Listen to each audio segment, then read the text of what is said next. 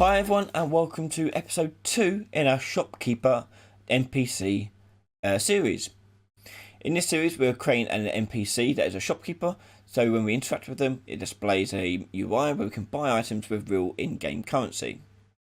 So currently we've made it so that when our player enters a volume, it will trigger the Shopkeeper UI to basically prepare itself by changing the camera and getting us this nice view we got here. So now in this episode we're going to work on showing a widget here as part of our UI, and they also indicate an exit button to return gameplay back to the player controller and make them visible again. So we're going to come out of here and we're going to start work on our widget. So I'm going to right click here and go new user interface widget blueprint.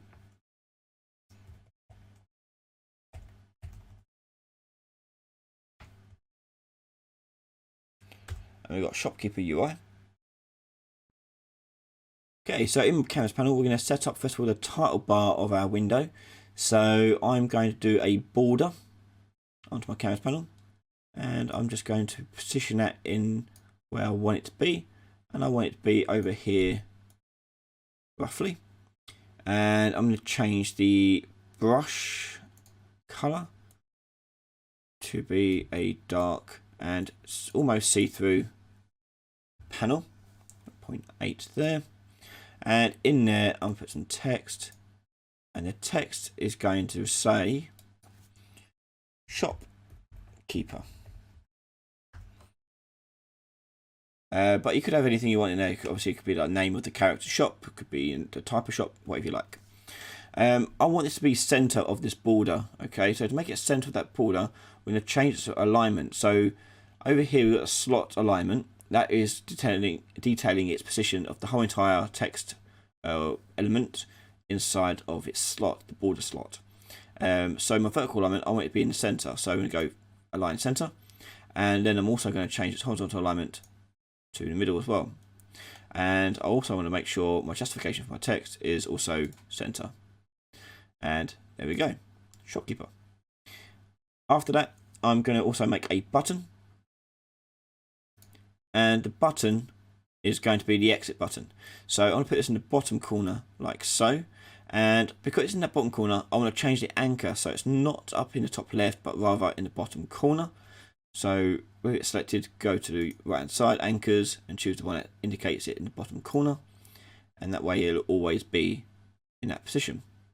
It's going to need some text, so drag some text on there, and this text is going to read exit shop, and let's make that a black color. Okay, brilliant. Okay, that's all we need to do to get started. Okay, so we're going to close this and make it so that the widget spawns when we interact or walk into our interact field for our shopkeeper. So on our shopkeeper NPC, we currently have this code here. We're setting up the input mode to UI only, and you noticed last time we saw this in widget to focus. That's because we want a widget to focus our UI in. So we're going to move that along slightly like so. So after we blend it, we're going to create a widget, and the widget is going to be the Shopkeeper UI. And from there, we're going to drag our return value, sorry, not return value out, and do add to viewport.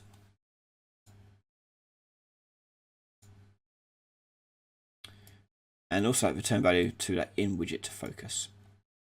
Click compile and close that and push play. So when we walk into the scene, the UI appears. Now maybe you want the UI to appear after the blend has happened. If that is the case, then what you need to do is after the blend, we need to delay it before it goes into creating the widget. So we're going to put in a short delay here. So delay. And the blend's taking 1 second, so I'm going to change the duration here to 1.2 seconds. Click compile, let's see how that looks.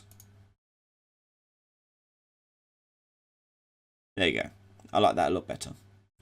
So the next bit we're going to do is make it so when we click this button to exit the shop, it will change their input mode back to the player and reset their camera back as well. So click on your Shopkeeper UI, and with the button selected, on the right hand side, we're going to name this button first of all, button underscore exit, and scroll right down to the bottom and you'll see these green plus icons, and you'll see when it says on clicked, push on clicked, and you'll create an event for the button when it's clicked on. And when we do this, we're now going to set the camera back to the player and change all the input modes back, basically reversing everything we've done. So let's set the camera back to the player. So to do that, we need to get the player controller, and from there we're going to set view target with blend,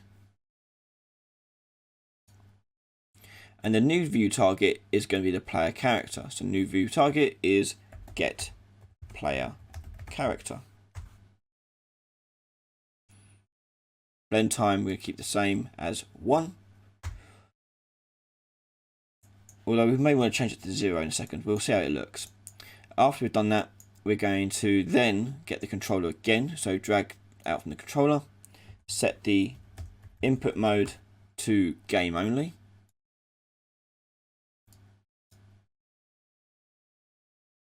set the show mouse cursor to false, leave it as false, and then finally we're going to tell the player character that they are visible. So drag from the player character again, set hidden in game, and we want to leave that as false as well. Okay, click compile, and let's see how that looks. We're not done yet, but we'll see where we got up to so far.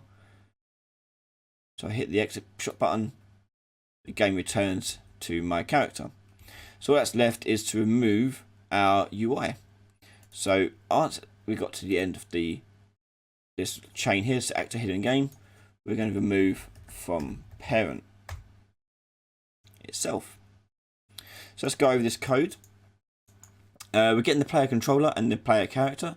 With the controller, we can change its view target, so which camera we're viewing from, into another actor. Currently it's set to the NPC, so we're going to change it back to the player character using our get player character.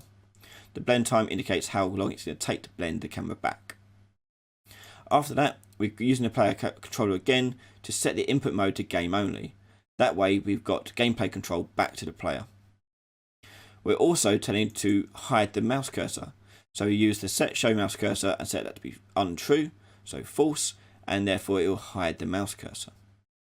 And then finally, we are resetting the player characters hidden in game to be false, so therefore it shows up again as the mesh.